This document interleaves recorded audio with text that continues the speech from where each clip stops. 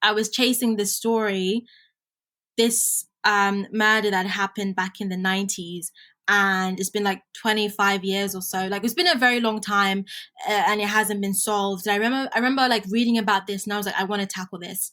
I have to tackle this story. Like, I feel like there is something here. I want to speak to the family. I want to like get this story back into the limelight. And I was like, oh, excuse me, I'm looking for so-and-so. They work at this restaurant. Do you know them?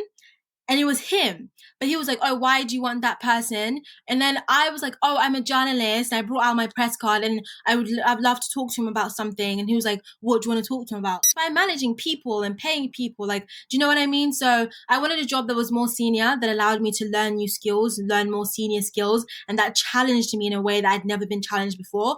So I said, I don't want a job doing crime. I don't want a job doing community affairs, because I've been doing that for so many years.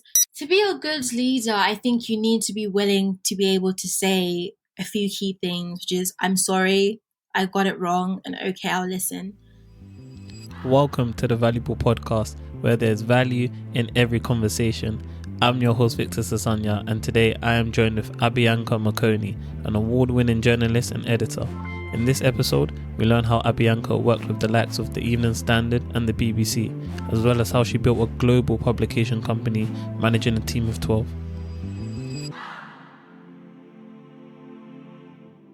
First of all, I just wanted to say that I am actually I think I've told you this before, like, I'm so proud of you. I'm sure the listeners won't understand that now, but I hope they will after this conversation. Just to see your growth, what you've done over the last few years, how you persevered, how you've sort of made a name for yourself, and like you're actually having impact. I think one thing that I really like is someone who has an impact. Like, are you actually making a difference in the world and in what you do? And you've done exactly that, and you've become very, very valuable in your field. But let's just get straight into it. So introduce yourself. Like, what do you currently do, or like how have you, like, what's your journey so far?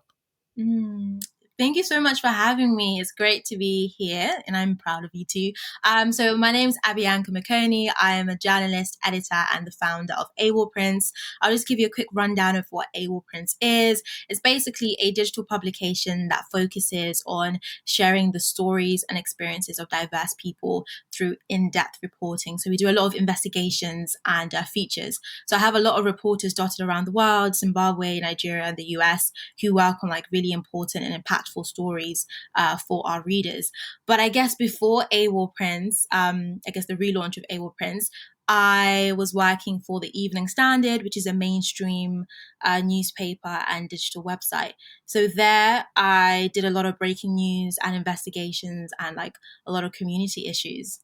You talked about you relaunched Awall Prints. So what was Awall Prints before? Like, because obviously the guests won't know, but I had the very fortunate privilege to feature on Awall Prints from a very, I think it was 2015, if I'm correct, 2016.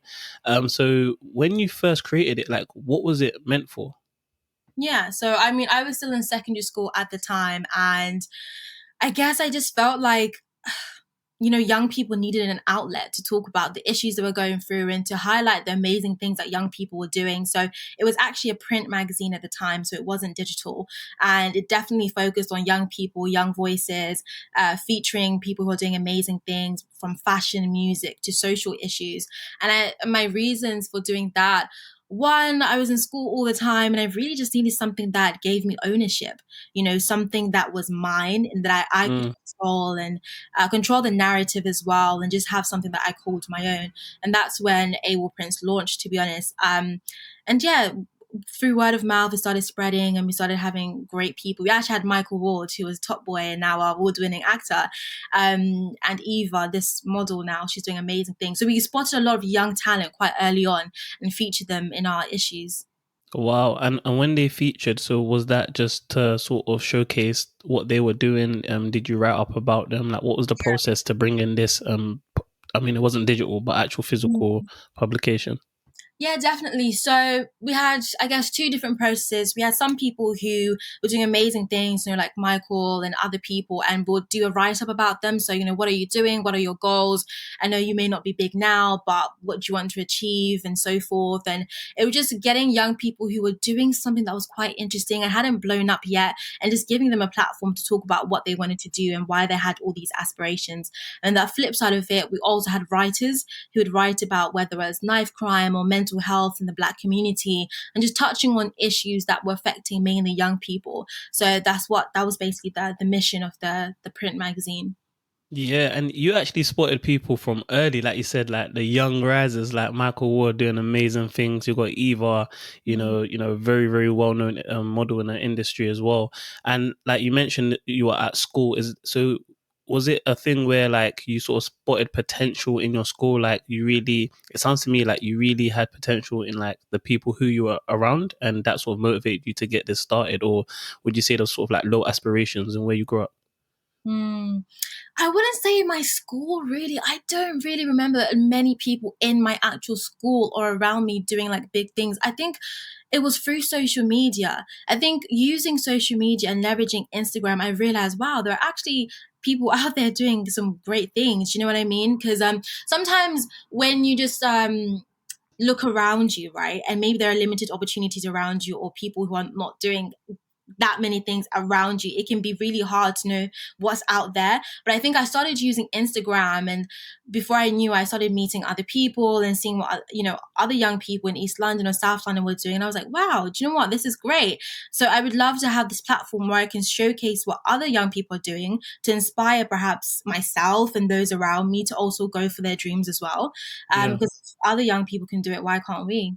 No, absolutely. And I feel like that's so important because I feel like when you're young, it's just like when you're in that secondary sixth form sort of age, it's sort of like that's actually where you start to do things, to find out what you're interested in. And as, or you'll know, I don't know if anybody else knows, but so I started off my sort of clothing brand when I was 15, and like yourself, it opened my eyes to like creatives, should I say. I never really thought of myself as a creative. Like I've always thought, oh, I'm a businessman or money, but I started, have to do photo shoots, right? Some people have to wear the clothes, and I went to different photo shoots. I met different creatives, writers, bloggers, photographers, videographers, and up until now, like I still keep in contact with some of those people, and just to see their passions and what they were doing blossoming as they double down on it, they're staying consistent, and they're still doing it is so inspiring.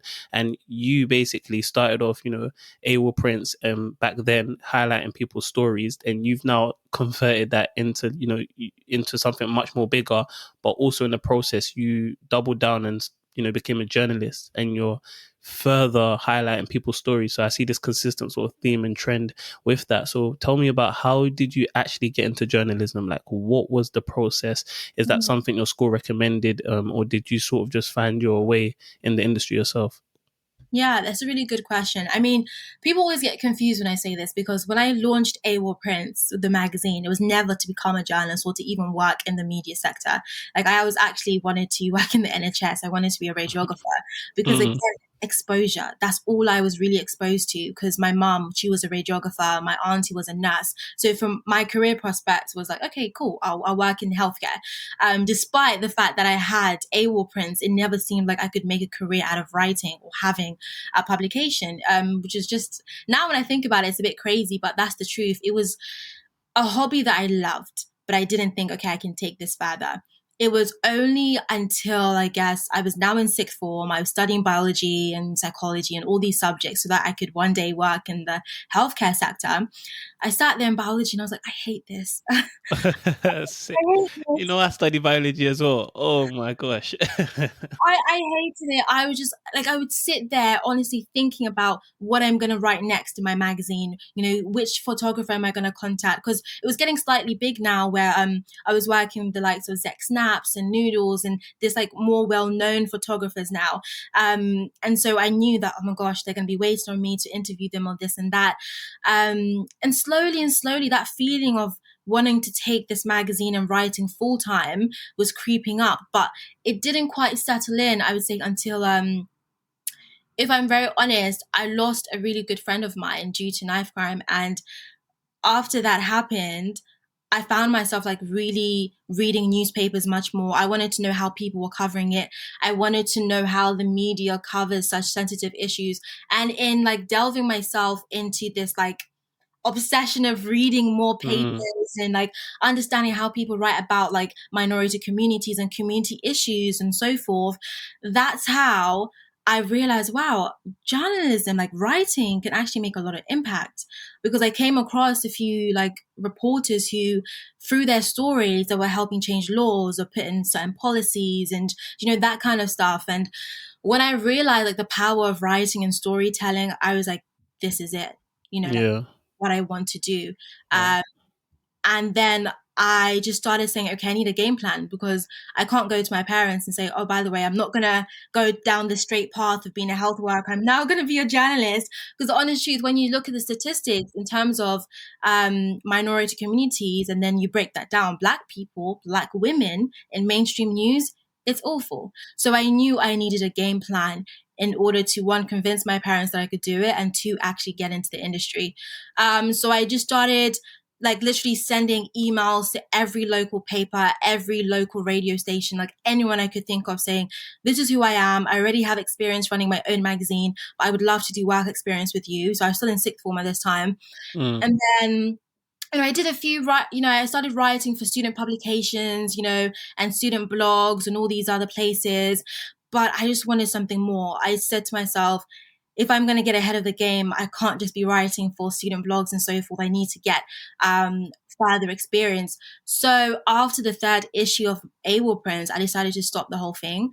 I just emailed everyone and I said, guys, I'm no longer doing Awall Prints. I need to move on. Because I'd been doing it for about 3 years at that point, because I said I need to dedicate my time now to building myself up to being a journalist and writing for other people. Because it's very different working for yourself and then working for someone else, right? There are different standards. There's different ethics. There's so many things that you need to learn and so forth. So I said, fine, I've had some time running my own, you know, magazine. Now I want to work under someone to understand their standards and what I can learn and the skills and resources I can equip.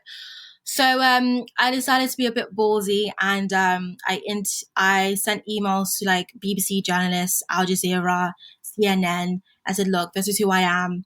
Mentor me, guide me, something, because I really want to get into this industry. A lot of people rejected me, but thankfully quite a few people did get back to me. Long story short, I managed to get BBC work experience, Capital Extra work experience. I'm just now doing work experience with some of these bigger publications and brands. And they were unofficial work experience, to be honest, because I didn't go through like the traditional route of applying through, you know, job applications or whatever. I literally DM'd Yeah. said, bring me in, let me shadow you for a few days, or let me write stories for you. Yeah, and then I guess that's how I started getting more experience whilst in sixth form. My school was helpful in the sense that they let me take a week off and days off school just to go and do my work experience, because they really did believe in me, and I loved my head of sixth form. I think teachers are so important, because when your teacher sees your vision and truly believes in you, they will do what they have to do to support you on that journey. So I Yeah. thank my sixth form, because I remember during like mock season, I was like, oh my gosh, I've just got, you know, a week's work experience with this broadcaster, please let me go. And typically some schools might say no, because hello, this is mock season. And they were like, okay, fine, go. You will Yeah, just yeah, yeah. really study hard outside of school. Then I was like, thanks. So I literally missed a week off school. Wow, And can I just interject, because there's a lot to unpack here, like so much, like your story. It's like a movie. It's like a Blu-ray. But it's like you're so laser focused. Like the fact that you've had this sort of wonder moment. This is what I want to do, and from then you just set out a blueprint of how I'm going to get there. And you talk about you were ballsy. You went to email different sort of news outlets, etc., and people. But what did you email? Like what like it might sound, like a silly question, but how did you even construct that email? What sort of things do you put in there? Do you just say like, dear XYZ, I'm the founder of Awall Prints, or do you attach your CV? Like, how do you actually go about that outreach? Yeah. So thankfully, having run Awall Prints for a few years, I made all my mistakes while running Awall Prints. Do you know what I mean? And on a more local scale. So I learned a lot during the start of Awall Prints, where I would send certain emails, and I wouldn't get responses, or people would kind of reply saying, "Oh, why did you say that?" or "Why did you introduce yourself in this way?" And so by Mm, the time now I was trying to go for the big guys, I kind of already knew how to conduct myself. So one thing I stopped doing straight away in the email, stopped telling them my age unless it was very, very necessary. Because one thing I found at the start of Awall Prints, particularly when I was contacting printing companies or people I wanted to partner with and so forth, them seeing that I was 15 years old or 16 years old, to them was a red flag. I feel like now people are very much like, yeah, young people are the future. But back then I had a lot of people who I felt didn't want to work with me because of this assumption that because I'm so young, I may not be as serious, which just wasn't true. mm, So I stopped putting my age if it wasn't necessary. I stopped calling myself an aspiring journalist, or a student journalist, even though I was a student journalist, because one thing I've learned is no one's going to tell you you're that thing. No one's going to tell you you're a businessman. No one's going to tell you you're a founder. No one's going to tell you all these things. You need to tell yourself. So eventually I just stopped saying I'm an aspiring this. I would just say, hi, my name's Abbianca. I'm a journalist and a founder of, Awall Prints. Then I would tell them how they could support me. So you got to butter them up a little bit. I've seen your mm. work. You really have to. No, People, it's good, and the fact you're owning it, I think that I can 100% relate. I promise you, I must have used the word aspiring entrepreneur or aspiring something in my CV, cover letters, like writing for a very, very long time. And I even remember I used to say I'm an aspiring speaker because it's sort of that lack of confidence. And I think we live in a world as well where people like to sort of call out fakes, or people like to put people down if you've not if you've not got that credentials, experience, but so it knocks people's confidence where they wouldn't want to attach, like they wouldn't want to claim something. And the fact that you were bold and you just said, yeah, I'm CEO founder, and it's true. Right. And I think if you're listening, people should actually look into that a bit more, like in terms of confidence levels. Like if you can't believe you're something, like how much so is someone else going to and take that chance on you? And so these people you're writing with took a chance on you. Was there someone like specific? What you mentioned, work experiences, who was like the first sort of big company that took that chance on you? So I always say her name because she's just so amazing. Mega Mohan. She's the BBC's gender correspondent, the BBC World Service. So she responded to my email, actually invited me to the BBC. That was the first time I ever put my foot into the BBC. She took me around on a tour and she basically said, "This could be you." She literally said, "This could be you, Bianca." And then we sat down. She asked me to do like a draft article. We sat there. She critiqued it. Literally put red pen all over it. Seems daunting at first, but I appreciate it so much because I'd obviously studied English literature. You just learn certain bad habits. English does not help you when it comes to news reporting. That's the honest truth, because English is a subject doesn't, because to be a journalist, you have to write in a way that everyone, the smartest and then not the smartest person, can understand what you're saying. So she really critiqued it. So that was the first, I guess, big mini workshop that I'd ever done with like a big time journalist, because she's amazing and thankfully I'm still in contact with her till this day. And then from there, Robert from Capital Extra, he invited me to see him like present the radio show and walk me around and explain to me what it means to be a radio journalist. Yeah. Yeah, wow. You really did this, as in like it wasn't through no flagship program that a lot of people, because whereas like my sort of upbringing has been in like the finances, like, so I go through a program and you got your structured internship, then they bring you to the next one. Like you really went out there on your Jones, like Jack Jones, handed out, emails, CVs, whatever. You got invited. It kind of reminds me like of these movies like a long time ago where you're literally that person in that office, and it was all you're doing, and you sort of was like shadowing people, learning from them, getting feedback. And I think that's an essential thing, like you said, like because a lot of people don't know how to take on feedback, if that makes sense. So all of these work experiences, so did that lead you into your full-time job, or how did you get there? Okay, so done all this work experience. Now is the time to apply for university. By that time, I'd, went to my parents and said, by the way, I'm going to be a journalist. I took a couple of tries, but eventually they were like, you know what, if this is what you want to do, clearly you're already on the route to it, then go ahead and do it. So once they kind of gave me that go-to, I decided, okay, what am I going to study in university? One thing I always tell people that want to get into journalism or any creative sector, you don't have to study journalism to become a journalist. So that's the importance of getting this feedback from people already in the industry, so you don't make some of these, what I would say, perhaps mistakes. Yeah. You know, so what I did, I said, okay, I'll study English literature so that my backup plan, if I do not become this journalist, I will become a teacher or something else. You know what I mean? That would be my backup plan. Obviously, my passion was journalism, but again, you know, you have to be strategic with this. So I said, cool, English literature will be my subject. My backup plan, if all fails, would be a teacher or whatever. So that's what I applied for university. But then, you know, we finished doing our exams. It's now we're going to be going on to, you know, the holiday that you have. And so now obviously everyone's preparing for, you know, I'm going to be going to university. I need to get a job for the summer. I was like, no, I'm not going to get a job. I'm just, you know, going to try to get more work experience. And obviously my friends were a bit like, okay, you're being a bit silly because you need a job. How are you going to afford university? And, you know, these different things. Yeah. So what I had been doing a couple of months before our exams is saving up my pocket money and whatever money that my parents were giving me, or whatever money I was earning through whatever. Because I knew that during that 6 weeks holiday, before potentially going to university, I want to be doing work experience. I need money for travel. Anyway, we're in the holiday now before getting our A-level results. And then I have this itching feeling that I do not want to go to university. I'm just like, I don't want to go. I feel ready for the industry now. I want something very practical. I want something that's going to just put me in there. I just don't think I can go through another few years in uni not working as a journalist. So I basically, a lot of people just like, okay, but you need to be realistic. How are you going to do that?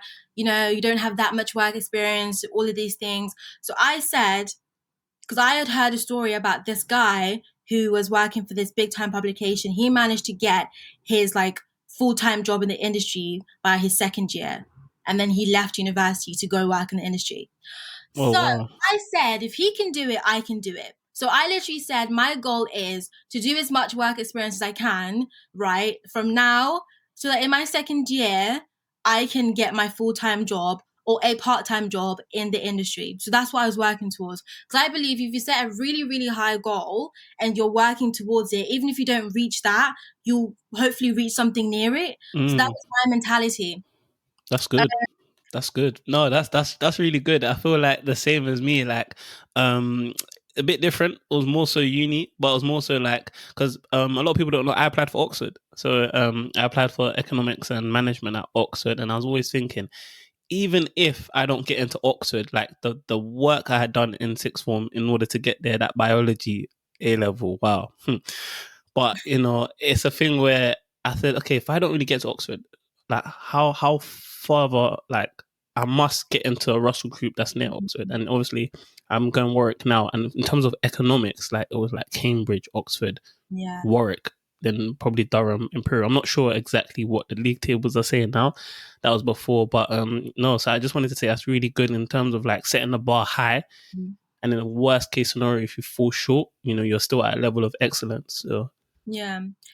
But yeah, long story short, I mean, still a few weeks before we got our A-level results, I basically started researching how to get in the industry without a degree, how to get into journalism, schemes, whatever. And I actually came across this journalist was advertising, saying, look, the Evening Standard are looking for a couple of journalists, news reporters to start. The deadline is literally tomorrow. Please send me an email, whatever, and apply. I was like, let me do it. Like, who cares? Like, the worst thing that's going to happen is a no. The worst thing that's going to happen, I will get rejected. But let me just send off my CV and let me send off a cover letter. So I sent it off, and then I got a call the next day saying, hi, Abbianca, we got your, CV cover letter and would love to interview you. So what they were doing is that for those that hadn't gone to uni or don't have any concrete qualifications for the journalism industry, you'll go through like a traineeship basically, where they'll pay for you to study at this like industry college, which is called PA Media, and you'd get your qualifications and then obviously industry experience as well. So I went to the interview, and me being me, I packed all my editions of Awall Prints. Because I thought they might not believe me if I tell them, because anyone can say they've got a magazine, right? So No, it's true. I literally Yeah. said, I'm putting my like everything into this interview because I really don't want to go to uni at this point, because my goal of just getting straight into the industry is now so attainable that I want it even more. So then now in this interview, it's like five men, one woman. They're all asking me so many questions about myself. Why do you want to do it? Do you even read the Evening Standard? All these questions.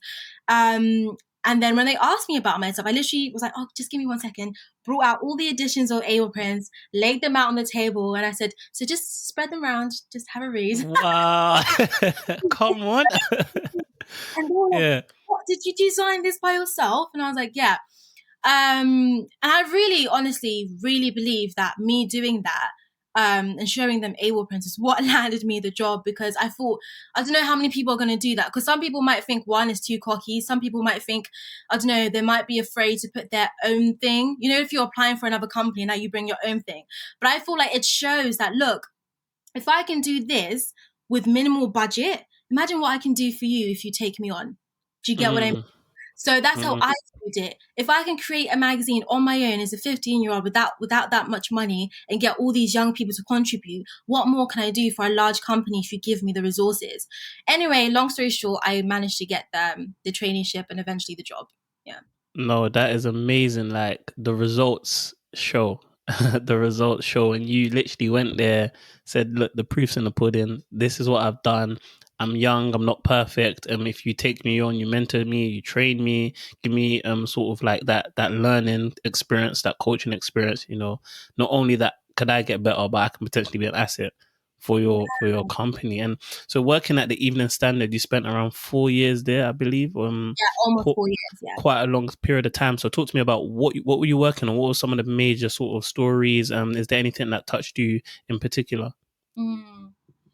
Well, before I could kind of like get into like the working and doing stories regularly, I obviously had to study. That was 17 weeks, really fast paced. And I have to be very honest, in case anyone here is like listening to this podcast and wants to be a journalist as well. I had to study this thing called the NCTJ, which is, I was learning media law. I was learning how to cover things like suicide, crime scenes. So it was a lot. And bear in mind, I was 18 and my peers were people that had just finished their degrees or that finished their masters. So I found it really, really difficult because I was in this fast-paced environment where every day they're doing something new. I would come in every single day for those 17 weeks and they've moved on to the next chapter, right? Yeah. And there are people who've gone to university doing this course now. And not to say it was easy for them, but they had experienced that fast pacedness of university already. So for them, it's like they knew what to expect. I'm coming from A levels where my teacher will be repeating things for me all the time, right? To now this environment. So anyways, yeah, I had to do that 17 weeks, really learning what it means to be a journalist. And because journalists be getting sued, you know. So learning how not to get sued in what Okay. you're doing. So yeah, anyway, and then eventually after doing that course, that's when I started working like full time in the newsroom. And yeah, it was obviously, as with anything, you have your ups and downs, but it was absolutely amazing just being surrounded by talented storytellers, you know. I would work on like breaking news, something that's happening there and then, having to put it out there really quickly for our readers. I would be watching Prime Minister's Question Times and having to literally be listening to it, but also writing the story at the same time so we can put it out there live. And I first started off as a general news reporter. So what that means is you cover everything and anything: politics, health, cats and dogs, crime scenes, whatever. But as time went on, I started realizing the type of journalist I wanted to be. And I had to basically ask myself, how long will you be a general news reporter, or how long will you keep kind of doing every single story? How are you going to make your mark? Because at the end of the day, I don't want to just go through this traineeship and then get into this newsroom and do the same thing every single day, but not actually progress in any way. I want to stand out. I want to show them that I may be young, but I have expertise in this area. This is what I can bring to the table.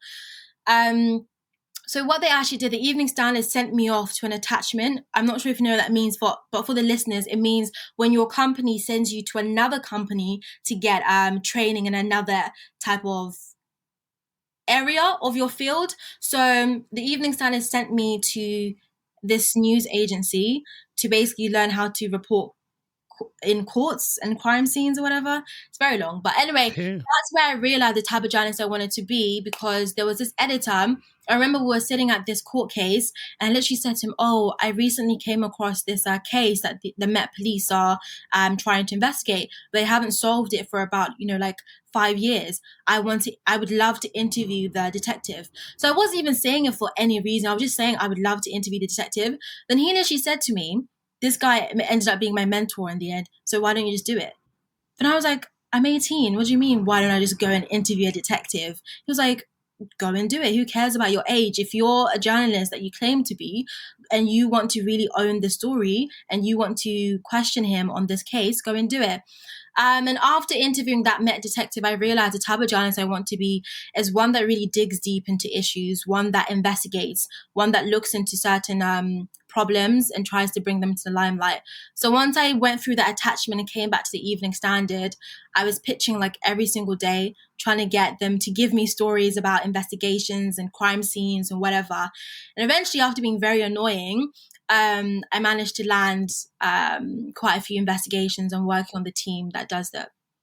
Wow. And again, the theme's the same. Like you sort of had that vision and it sounds to me like you're a very, very bold woman. Don't take no for an answer. You try to get what you want, but it's not just so, to like, you try to get what you want, but you're also qualified in order to sort of get to that position, and you're very strategic about how you go about it. So, but how does that, like, how can we break that down?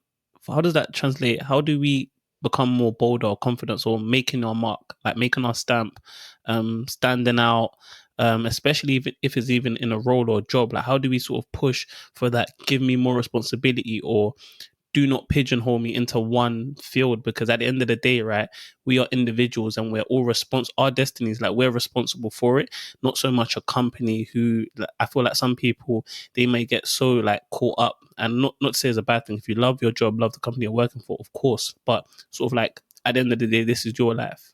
And what are you going to do about it? And I feel like you make sure that you have a hold on your life and in the decisions you make. So like, how does one also go about doing that? Yeah. Well, the first thing I'll say is that I'm a Christian, so I 100% believe that when God has put you on a certain path, that's it. Like if God says you can do it, then you can do it. So that's what I 100% believe. So I have faith that if God has placed me on a certain path, then I'm going to own it and I'm going to run with it. Number two, I would say I think what gave me that boldness and confidence is partly to do with the fact that I didn't have anyone in my family or anyone related to me or even my friends that were journalists or that were doing what I really wanted to do. So I really felt like the person that's going to make a difference um, is down to my actions. I can't ring up mom and say, "Mom, can you help me with this work experience? Mom, can you reach out to your friend and get me into this newsroom?" I couldn't do that. So if I was procrastinating, my goals and my dreams would procrastinate as well. So I had to understand that I have to take ownership of this dream and put in the work. Because if I don't put in the work, nothing is going to happen. That's definitely the first thing I had to understand. Number two, I did a lot of research and I realized that if, in all honesty, this industry lacks diversity. As I keep saying, there aren't many, not just race wise, but, religion, sexuality, this industry lacks diversity. So as a Black woman stepping into these newsrooms, I didn't want to get swallowed up by the majority. Do you understand what I mean? So I needed to own the fact that I'm a Black woman in this industry and I'm going to make my mark, because already there's a lack of diversity, but I've managed to get my foot in the door. Now what? That's not enough now. Now I've put my foot Yeah. in the door. I need to do more. So yeah, there's kind of responsibility that now I'm here. I need to do something with it so that I can get to a point where hopefully I can also uplift other people and bring them in with me if possible at all. So just taking ownership of the responsibility of being in the room where it happens, perhaps. Yeah, no, of It's course. basically And you make it. Because confidence is a long haul game. It's not although yes, I'm confident, but there are many times where I may walk into a certain room or do a certain panel and I'm very nervous. And you just have to put a smile on your face and just keep going. No, absolutely. I mean, we've talked about confidence a lot, but we might as well continue because confidence has also got me to some of the places that I am. Like for me, it came through the way like my confidence actually sort of arose. It was literally just through listening to like lots of different motivational videos. So it was like the bog standard way. Like literally, I wasn't that motivated. So I was on YouTube. Like I used to binge watch Eric Thomas. If none of you know who he is, he's like called the ET hip hop preacher, but he's he don't even call himself a motivational speaker because he does so much more. But I just used to listen to his videos. I used to listen to like Jim Rohn and like just be people like old, like in years ago, and it took them or it took me listening to them to sort of instill confidence in myself. Then I used to go to interviews when I was applying for like work experiences and jobs, and like I said, I was like beast mode. Like I'm gonna go into this interview, like yeah, like I'm the best person for this, and the success rate that I actually had in these things skyrocketed. It's like there's a positive correlation between confidence and success. Mm-hmm. Like it's so crucial. And you being very very confident, in the space that you're in, given that you are a minority, then you sort of covered so many different stories, you pushed to be on so many different sort of cases. So when you're actually doing your work, like what does that entail? Like what sort of attribute skills would you say that a good journalist needs to have? Mm. Yeah, I actually get asked that a lot because a lot of people are like, "What do you actually do?" But yeah, I think good communication skills, but most importantly, good listening skills. You know, because you Talk to me about that. Listening. yeah, like listening is so important because you can be interviewing someone, right? But if you're not really listening, you miss that what makes the story. Because most times when you're interviewing people, they say a lot, but sometimes it's that one thing you're like, wait, what? Or what did you say? And that's your story. And I remember it's happened so many times when I remember one exclusive that I did, it was at the end of our interview. We'd sat there for like 40 minutes. And at the end, that's when she said one key thing. And I was like, that's my angle. But it's like really key listening skills because as a journalist, you do not know it all. You're there to take in that information and then I guess, form it in a way that is understandable to the public. But communication skills, once you can gain the trust of whoever you're interviewing, they need to know that you can, I guess, speak to them in the way where they feel like they're speaking to a friend. They can open up to you, whatever they've been through. But then secondly, they need to know that you've listened to them and that you Yeah. can catch that story. So I would say those two are very, very important. Obviously, naturally, writing skills, people always find it funny when I say this. I actually wasn't the best writer. I'm still not the best writer now in my industry. With journalism, you're constantly always learning. I think the writer I am now and the writer I was before, I've improved massively. And I believe in the next 5 years, I'll get even better. With writing, I would say don't worry too much if you're not the best writer, because trust me when I say some of the best journalists are not even the best writers. That's a skill that is always improving, but your communication skills, your listening, and your initiative is so important, I feel anyway. And that's one thing a lot of editors who I am now friends with have said, like, when you first started, your initiative is what made you stand out. Sometimes your writing wasn't the best, but you would stand up and say, oh, I have this story, can I go and tackle it? And then we'll say, yeah, go ahead. And then because we knew that your writing would improve naturally, but sometimes initiative, people don't have it or they're not working towards that. Do you know what I mean? So I think initiative is really important. Trying to look for the stories that no one else is doing, and just thinking ahead, I think. Yes, no, of course. So communication, Yeah. developing your writing skills over time and initiative. And how do you practically go about improving those things? Because first of all, initiative sounds a bit abstractive. Like, do you just sit down and think of ideas? I'm sure it comes to you sort of naturally over time, but is there any way like we can help sort of take more initiative, if that makes sense? And with your writing, like how many sort of news like publications have you written? Like how many words do you think you've amassed over these years? in terms of words, I just a lot. For the standard, like I wrote like so much, like because I was writing for the newspaper as well as their website, so I like hundreds and hundreds, I would say, I don't know, thousand maybe, like a lot, because I was working there for almost 4 years, and every day we were writing like stories all the time. So I wrote for the Evening Standard, the Independent, what's it called, other publications in America, and then I did stuff for like local newspapers. But yeah, in terms of improving your communication skills, start going to different events, start going to events where no one knows you. You might not see them again if you flop it. Like, start going to events, really put yourself out there. There's so many events on Eventbrite. I'm always telling like my mentees, go type in Eventbrite journalism workshops, go and mingle with other people. And as you're doing that, naturally, you're going to see where your weaknesses are in your communication. Okay, like, are you bad at your introductions? How do you introduce yourself? Are you bad at winging conversation? Someone asks you something you don't know, how do you pivot that, and how do you navigate moving on to something else? You know what I mean? And I think you can learn that from going to more events and actually mingling with other people. And I think now, more so than before, there are more like networking groups for young people where, like, if you have the same like passions, you can do like a finance group or a journalism group. So join a lot of those things.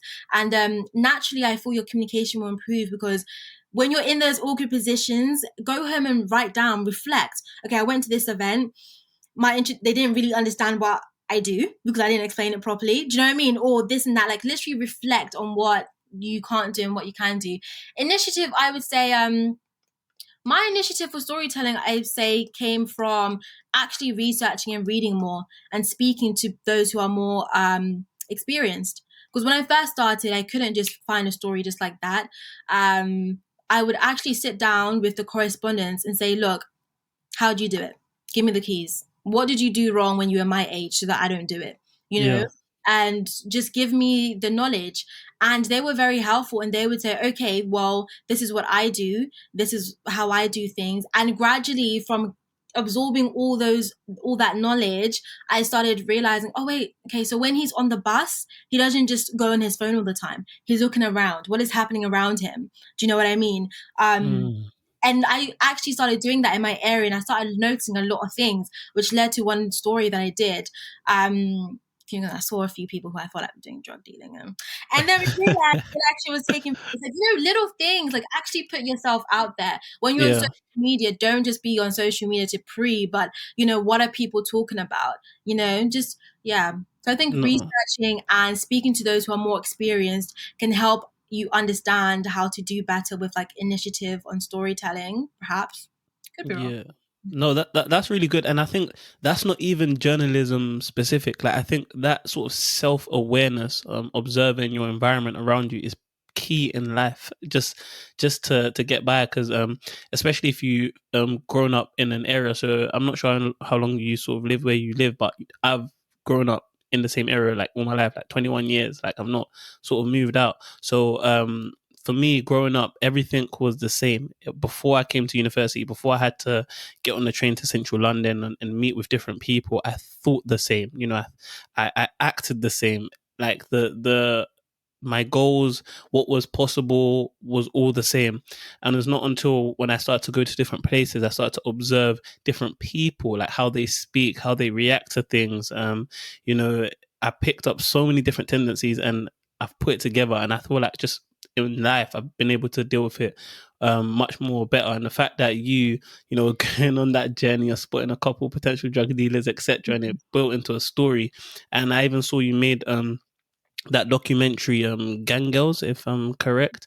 And I was watching it, and it was kind of profound. Like, when you were talking to the man, and he was talking about guns so casually, like, and the fact that, I mean, even when I grown up, to be honest, like, guns wasn't even something. It was quite even a common topic as well. Like, if I heard it, it was, yeah. But listening again to this person, I was just like, wait, what? Like, this was so interesting. So talk to me as a journalist. Like, do you ever feel scared? Like, do you feel scared when you're talking to these people?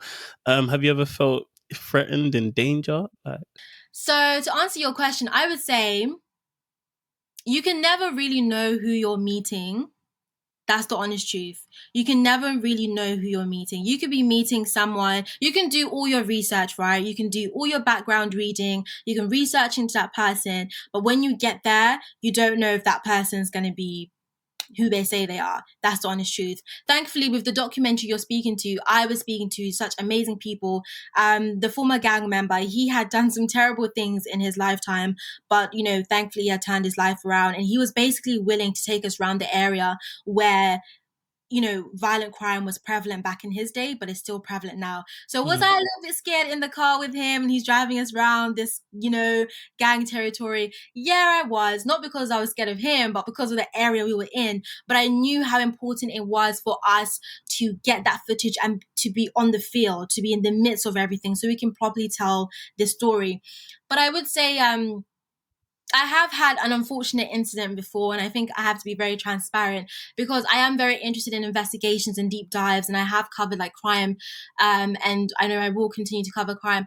I remember I was chasing this story, this murder that happened back in the 90s, and it's been like 25 years or so. Like, it's been a very long time, and it hasn't been solved. And I remember like reading about this, and I was like, I want to tackle this. I have to tackle this story. Like, I feel like there is something here. I want to speak to the family. I want to like get this story back into the limelight. So I was like to my editor, can I please go and do some door knocks? So door knocks in journalism is basically where how can I say, you go to somewhere where you think someone is basically and try to get a statement from them or interview them, right? So I didn't have the contact details of the guy that I wanted to interview for this story, but we managed to find out that he works at this particular restaurant, right? Yeah. So I was like, okay, I'm just gonna go to Croydon and I'm gonna go and try to interview this guy and see if he can help me piece the story together and direct me to the right people in the right place.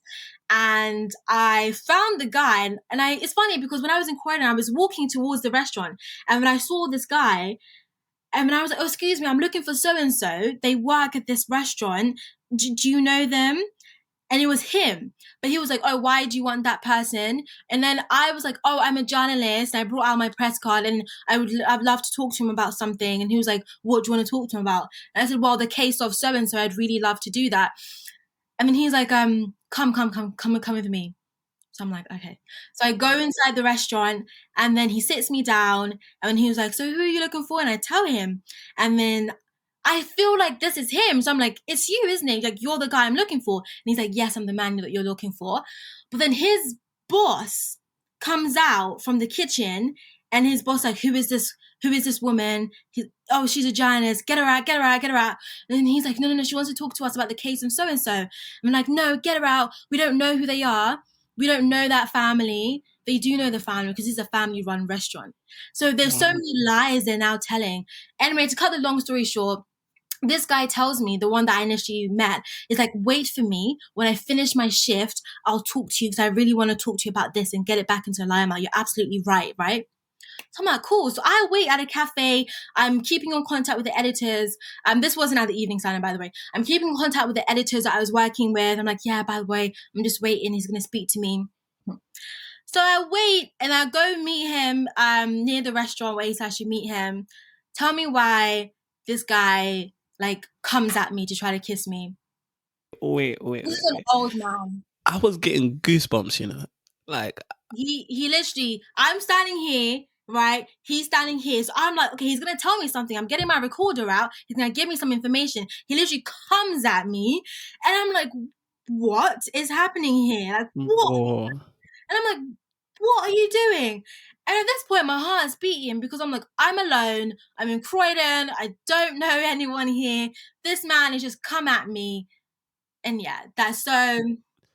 Wow. I mean, I was not expecting that. Like, honestly, I was getting goose. I was thinking he's gonna come out and like tell you something horrific to do with the restaurant or something like that. But wow, so it's really I mean, the job you do, the work you do is, it's not like an easy feat, if that makes sense. Like, you every day you're stepping out, you're actually trying to make an impact, but there's some risks that come with that. And and I'm sure it's made you more resilient in your field. Like, do you feel like the cases that or stories that you've worked on after that, have you changed your approach to how you communicate to people, how you go about a certain process? Because it sounds to me like in your career you've learned so much, and we're going to talk about it. So you've now went to relaunch Awall Prints, so you're actually taking like full ownership in terms of some stories, and you've got writers for you, so it's like you're now the big boss. So yeah, so talk to me a bit about that transition and how you've changed your workflow. Yeah. I mean, after that incident, I was just like, I became much more switched on, because I'd had a good track of good interviewees going out and meeting people and everything was dandy. I always knew the back of my mind that sometimes there were certain risks, even with stories that aren't that serious. As a woman, if I'm very honest, there are just certain risks that male reporters covering crime may not experience.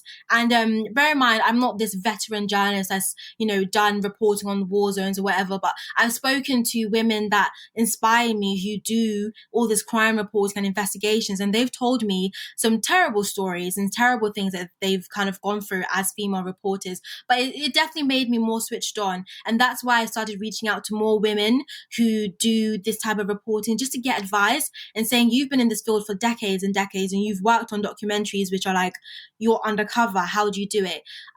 So I definitely changed my approach. I was a bit more like getting much more information from people before even going out there, or letting way more people know where I am, and even tracking my location as well. That's something I definitely do.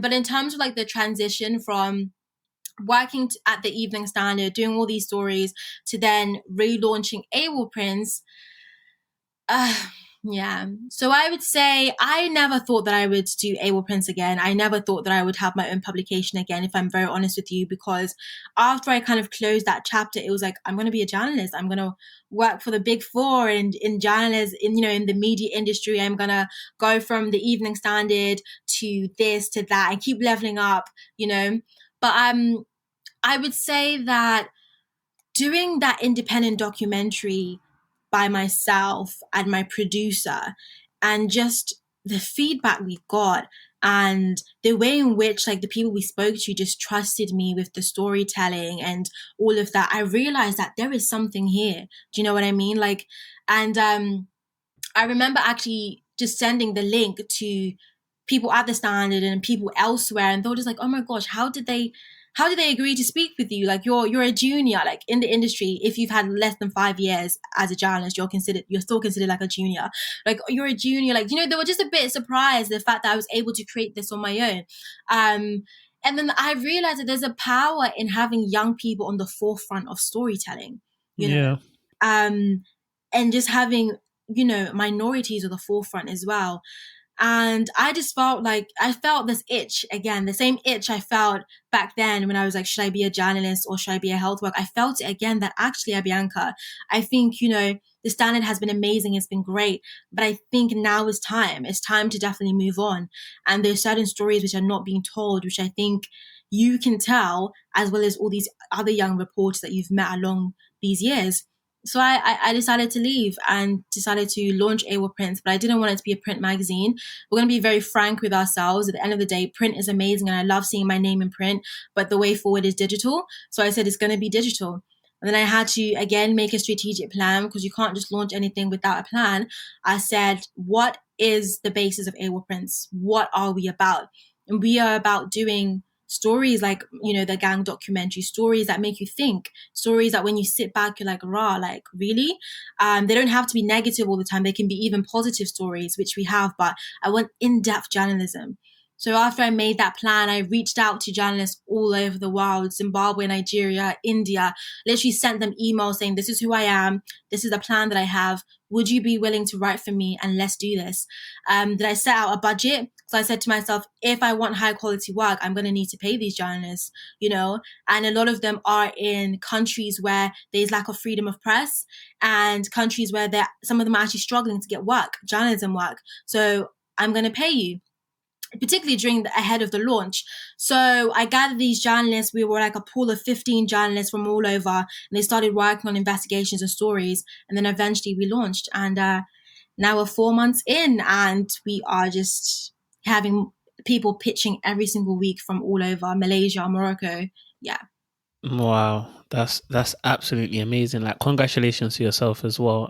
Like I said, I'm very, very proud of you. I'm sure, like, in this short moment, a lot of people start to understand why. And there's a lot you said. Like, so you handed in your resignation to like a massive company to go and start your own thing. And so what was that like? Because obviously, to do that again, this is the Valuable Podcast, and we can see that you understood your worth, your value. And so how did you sort of go about that? Mm. Do you know what? I again, like I said, I loved the Evening Standard. I had a lot of great moments there. Interviewed Prince Harry and Meghan, done investigations, went to galas. Like, it was just amazing, right? But again, I just feel like everyone's different, and when you are going on a path that is different from others, you need to own it. You know what I mean? And for me, particularly during the pandemic and everything, I said it's now or never. The honest truth is you only live once. And if I'm having this itch of relaunching Awall Prints and seeing where it takes me, I need to do it now.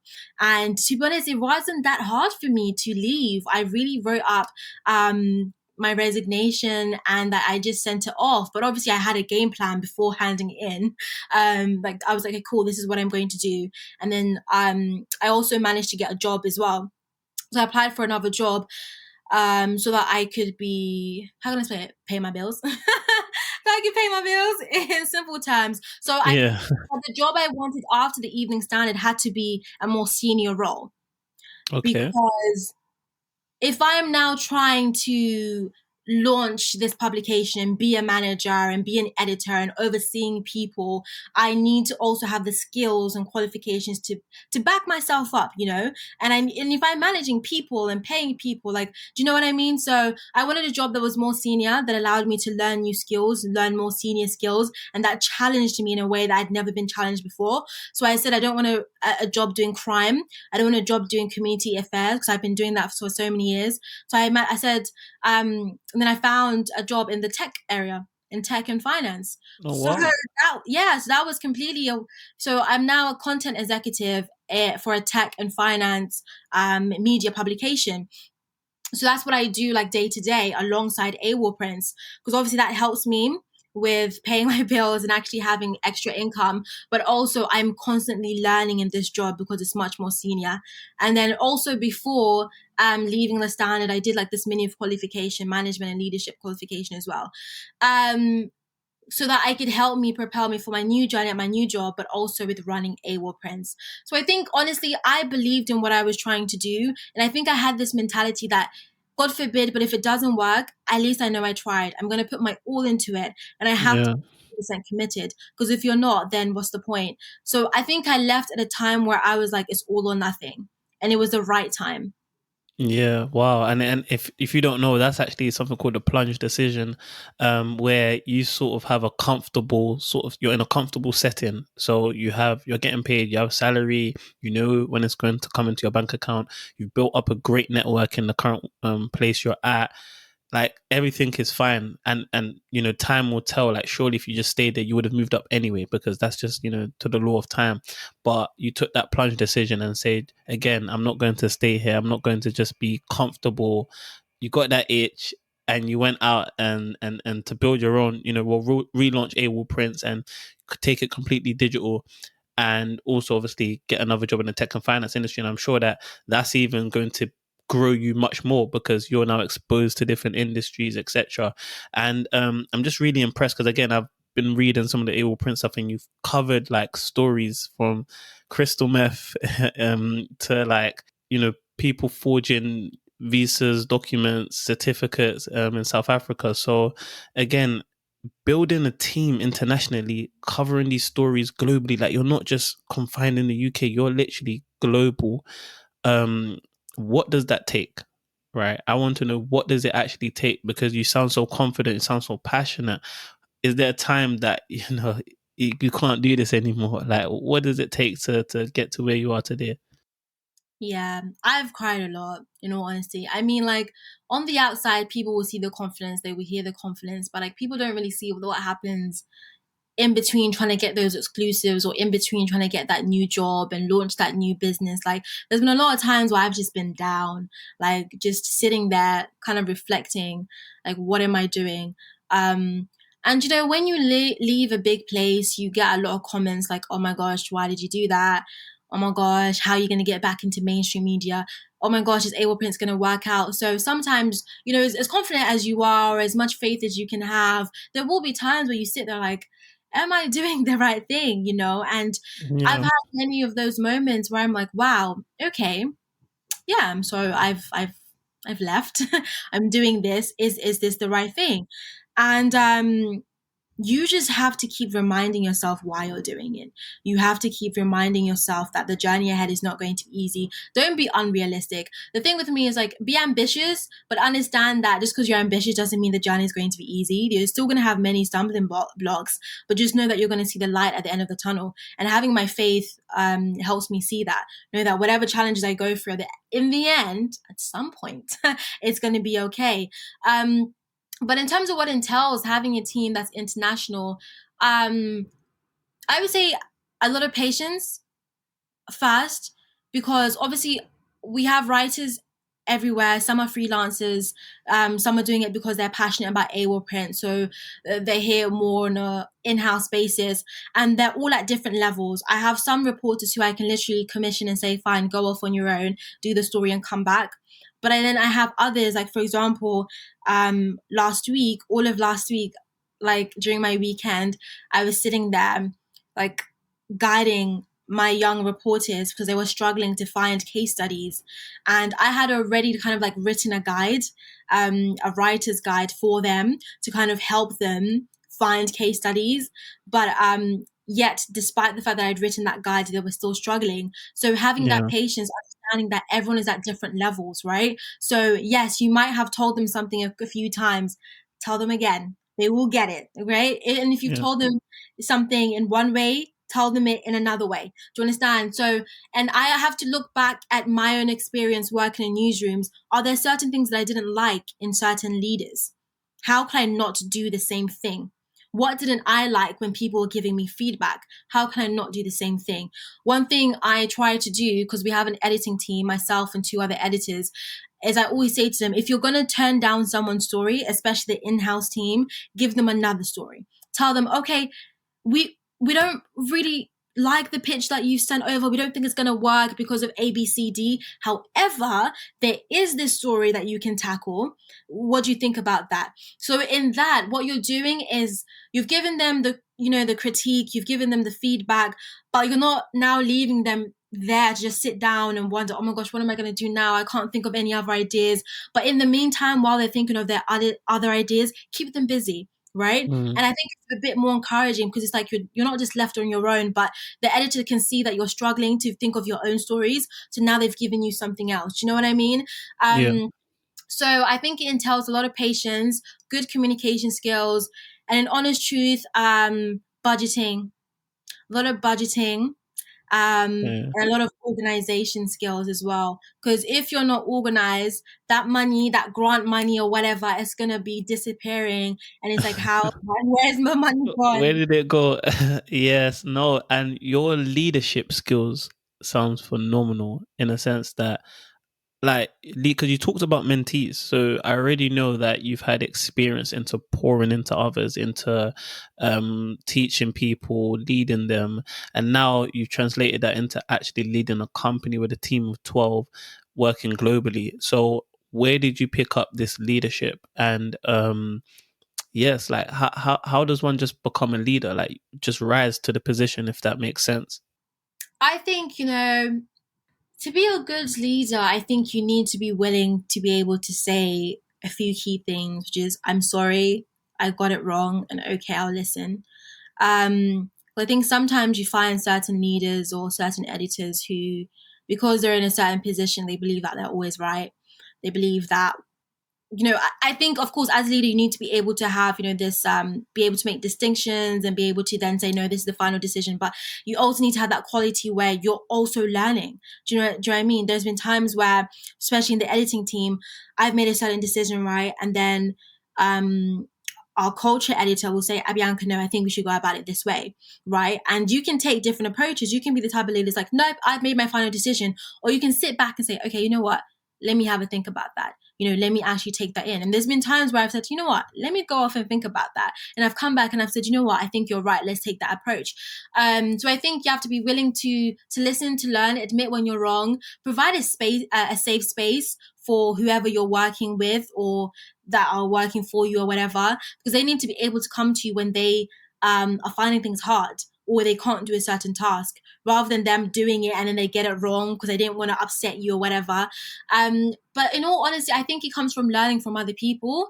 I don't think anyone has ever can say that they've mastered exactly what the perfect leader is. I feel like I'm still learning. I'm still young as well. So there's certain things that I probably haven't experienced that I know some of the people that were editing me have already experienced. So I am Yeah. constantly in touch with my older journalism figures and inspirations. Like, how do you do this? Like earlier this morning, I'm arranging to meet up with drinks with this editor because I just want to pick his brain. I'm like, how do you go about partnerships? How do you go about sponsorships? How do you go about rejection and all these other things? So I think in order to be a good leader as well, you need to be able to also learn from other people and be humble Yeah. enough to say to other leaders, how do you do it?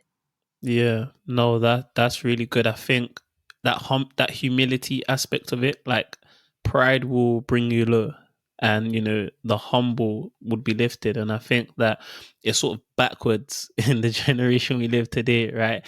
A lot of people are prideful. I do this, I do that.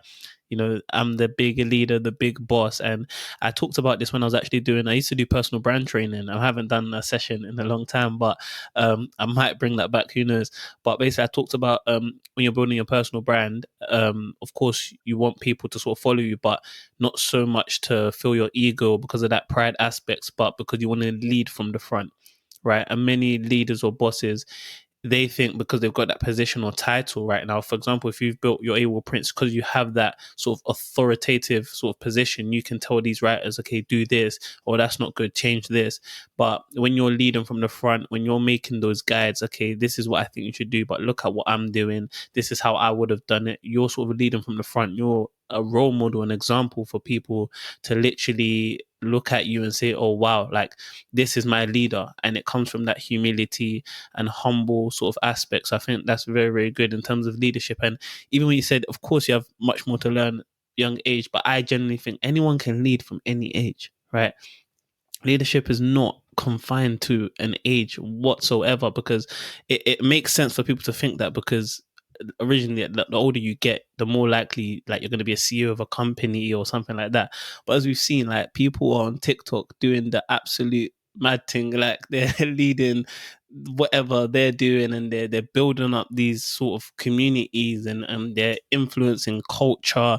I think, I don't want to butcher their name, but I see them, was it Courtiers, a clothing brand. Have you not heard of it? So Oh, yes, I did that to shut down London, right? yes. So they literally are getting people running in London for their clothes. And I think they've done the big Bolo exchange where they literally changed culture. People are bringing in North Face and Moncler, so many big brands, and they're swapping it to get their brand. And I think the sort of shifting culture that they're doing as well is just another form of sort of leadership, and they're leading from the front. And I'm sure, like, as we watch on, like, some companies or brands are going to look at that and sort of think about how can we make our brand better. But yeah, that's just something I wanted to sort of touch on. And what's actually sort of striking to me as well is that you went to pay your writers before you sort of made any money from it, should I assume? So Yeah. how does that work? Because obviously to pay, money needs to come in. So how much does journalists, writers can make on average, or how did you actually get to fund your writers or pay them? I mean, well, okay. Before I left my full-time job, I'd been saving up anyway. I'm a big saver. I like to save money. So I again made a budget that when I do launch this thing, I need to have certain amount stored. So I had like in the thousands saved before launching Awall Prints, right? So I literally said, in this budget, I am going to use this money and I'm going to break it down. I'm going to use it to actually launch the website, have a good working website. I'm going to launch it to take on a certain number of writers. And I'm going to have a standard rate that I'm going to pay every freelancer that does a story. And I'm not going to waver from that rate. How I came up with the rate that I'm going to pay freelancers is by doing industry research, right? So I know how much, the BBC would pay or the Telegraph would pay. I'm not at their rate, right? I'm not at that stage yet where I can be paying people what they pay. So then I would look at what other outlets pay, Notion magazine, Crack magazine, Gowden, whatever. So now I kind of sat down and compared what independent outlets pay, what mainstream outlets pay, and then what I can afford. So that's how I came up with my rate for paying freelancers. Okay. And then in doing that, I then said, okay, I'm going to be starting my next job. How am I breaking things down? Yes, I'm getting paid more, but just because I'm getting paid more in this new job doesn't mean I'm going to just splurge every single month on Awall Prints, because there's so many other things I need to be doing, right? My bills and like life, right? So then that's again why I spoke about having a budget. So every month, how much am I dedicating to marketing? How much am I dedicating to some of these writers? So not every single month will those 12 writers submit an article, and not every single month will those writers be commissioned, because sometimes they may send an idea which I just don't think is worth the commission, for example, maybe because it's been done before, or maybe because the story isn't as unique.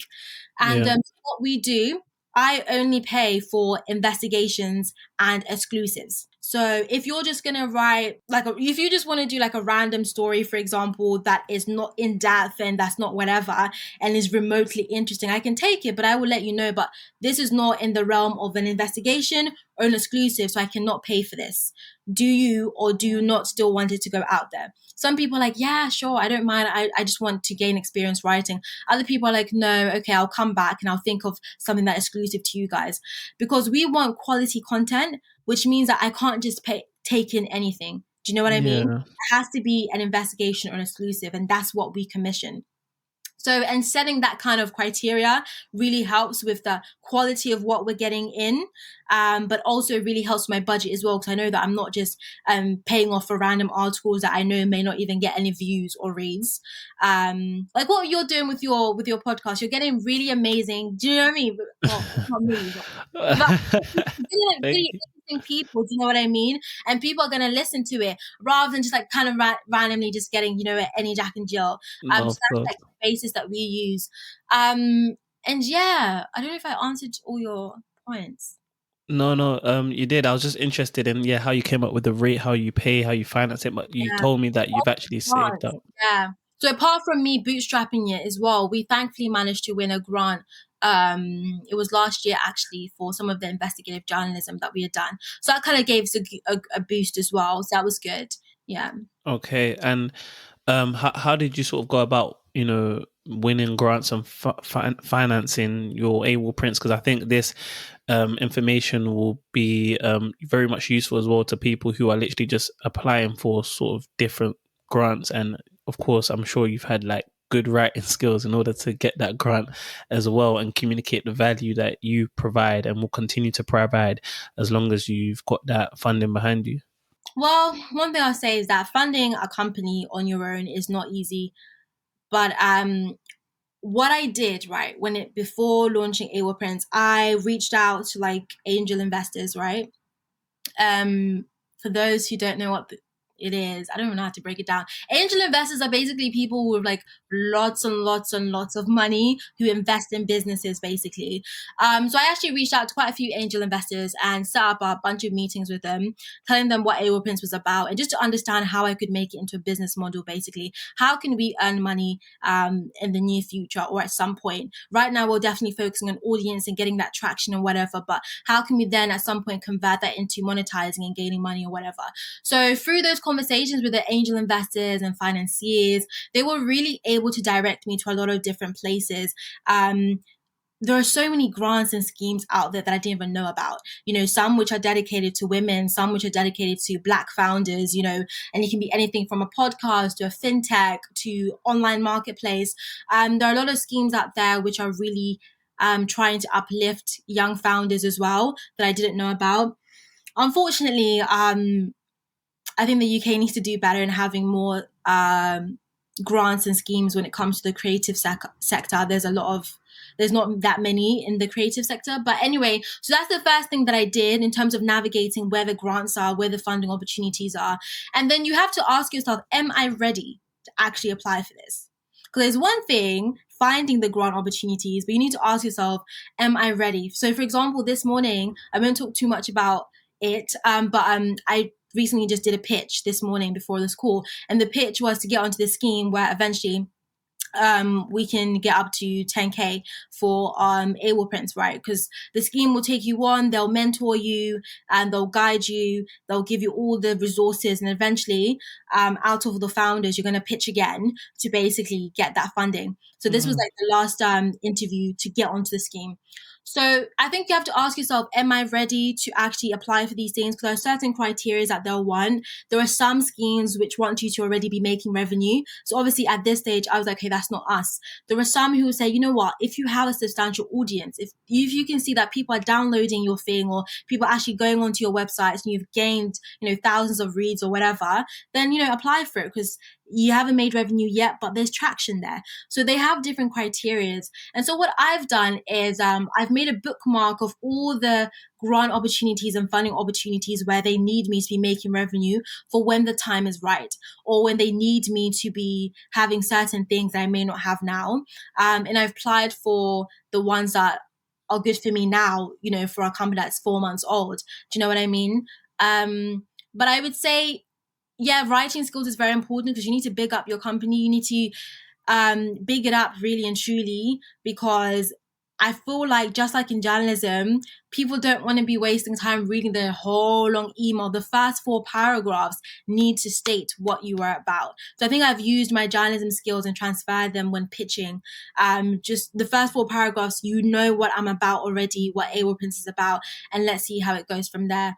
But I would say it's never too early to start contacting people in their funding sector and just getting advice and getting wisdom from them, and just understanding how to get to a place where they could even fund you. Yeah. Wow. And I really, really hope and I pray that, there's good news on behind of the pitch you done today. Just to see you get funded and continue to grow will be so, so special. And you've just mentioned so much value on the podcast. And as you know, so I run my newsletter, very, very small, but we're growing consistently. And I just literally break down because right, we've been talking for quite a while. So some people like to read, some people want to get the information straight away. So I literally just try to break down the most sort of valuable things I get and digest that in such a way that it's easy for someone to understand. But you mentioned like stuff like, templates or guides for pitching, and you wrote guides for your writers, how to write. Like, do you think you can have anything that we can attach to that newsletter? Or any sort of tools, resources, tips, budget trackers, like so many things that sort of helped you in your journey? Yeah, definitely. I can definitely send you a few things. I guess I can send you a template. I would say Notion is very, very good, to keeping organized and putting like what I do. I use Notion for the editing team, and then I use Trello. Trello is where our in-house writers submit all their pitches and stuff. And there's so many amazing other tools that you could use. Buffer for your social media management. So you can just schedule your social media posts and they can just go out there without you having to do much. So yeah, I can send you a few things as well. Amazing. And if you're listening, make sure you're subscribed at www.valuablepodcast.com to get that. And so, Abbianca, what's sort of the next thing in 2022? Anything exciting you're working on? Any sort of big events? Mm-hmm. Well, Awall Prints is having its first workshop taking place next month. One thing I mentioned is the fact that I want to be putting young people at the forefront of the news, and unfortunately, not everyone has the privilege to take on some of these work experiences or be in newsrooms. So I have set up a journalism workshop called From Reporter to Correspondent, where I have the managing editor of the Evening Standard, people from the BBC and so forth on a panel, and they get to talk one-to-one with the journalists that are going to be on that call, basically. And I want to be doing that more frequently because I want Awall Prints to be a place where, yes, you can publish your investigations and stories, but we can also equip you with the right skills that will propel your career. And I guess the last thing, Oh, I don't know if you know Oxford Brookes University, but I'm going to be joining um, I'm going to be one of their new board members for their journalism advisory board. So yeah. Wow, exciting year ahead. And so wait, so how can people get linked into that workshop you're on? And are they going to be more It's frequent? going to be live.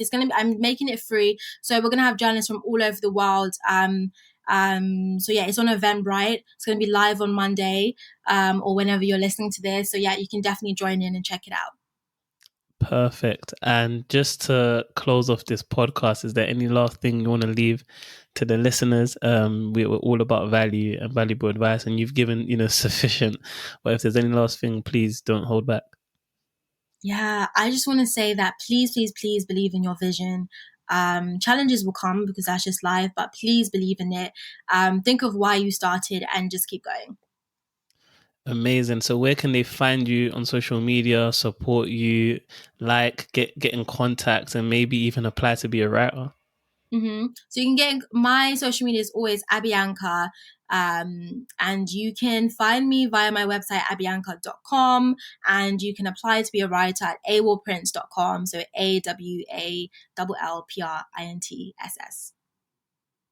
Amazing. Thank you so much for coming on the Valuable Podcast. You've dropped a lot of value. I appreciate you. I'm sure the listeners will appreciate you, and I hope to see all the success that will come in the year.